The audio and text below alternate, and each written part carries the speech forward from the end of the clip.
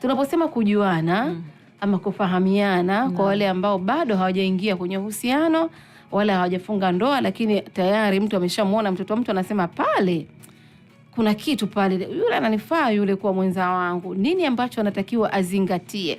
Tukisema kujuana ama kufahamiana, nini ambacho tunamaanisha?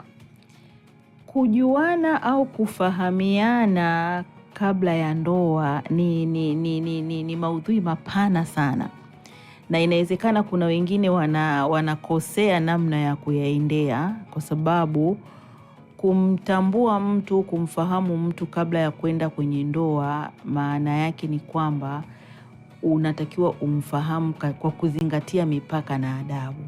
Yani baadhi ya wengine wanasema ili niweze kumfahamu, unakuta mtu anaishi naye.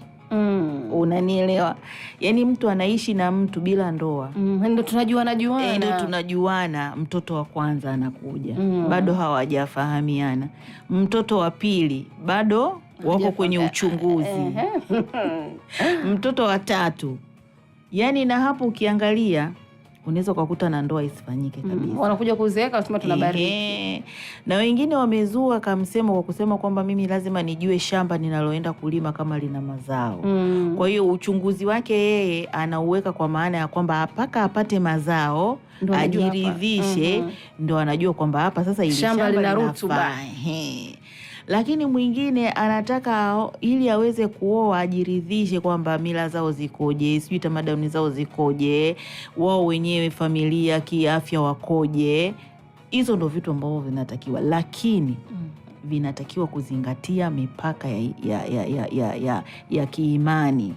Kwa maana ya kwamba kumjua mtu au kumtambua mtu kabla ya ndoa sio lazima na haipaswi kuingia naye kwenye mahusiano. Mjuane tu hivi. Na katika tamaduni za zamani au desturi za zamani, ndio maana unakuta kuna mtu anaitwa mshenga. Mshenga sio kazi yake tu kupeleka barua au kupeleka ujumbe. Mshenga kazi yake ni pamoja na kufanya uchunguzi kwa niaba ya familia inayoenda kuoa au kwa niaba ya familia inayokwenda kuolewa. Umenielewa? Kwa hiyo yeye mshenga ndo anatakiwa ajue viunga vyote vya huo mji.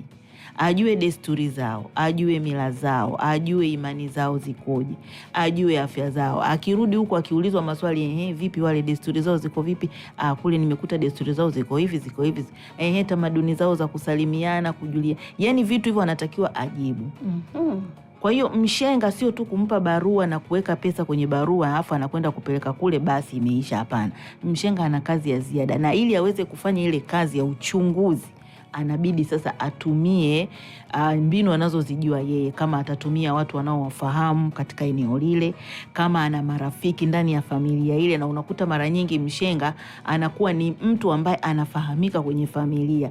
Kwa hiyo ni rahisi yeye kupata zile yale ambayo yanahitajika na familia nyingine ili kuweza kukamilisha swala la ndoa.